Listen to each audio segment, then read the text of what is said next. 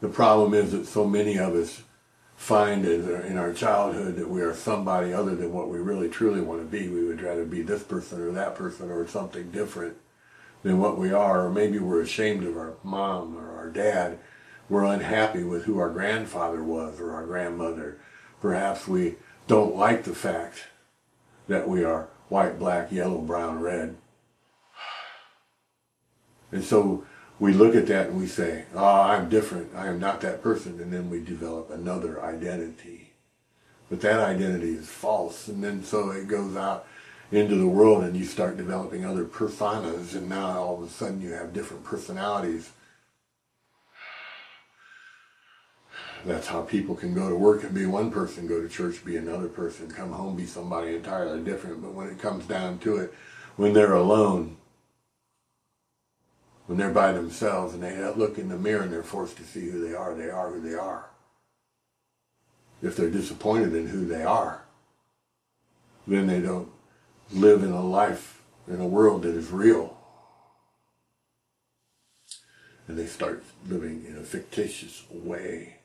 Some of that causes insanity and mental illness. The reason this society and the world today is so incredibly criminal and so incredibly corrupt is because of the fact that the lives are so complex that each person has to be somebody different so much of the time that they forget and lose who they really are. Back in the old days, a man got up. The way he provided for his family was to go out and find food or perhaps harvest what he has planted.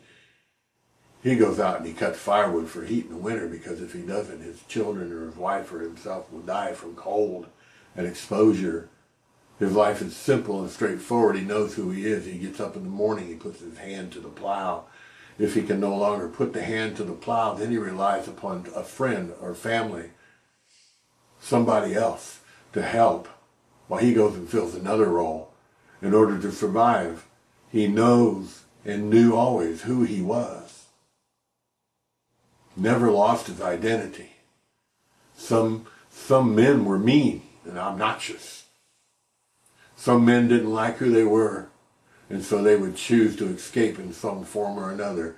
Many men did that by being abusive, or perhaps turned to alcohol to alter their way of thinking so they can live with themselves.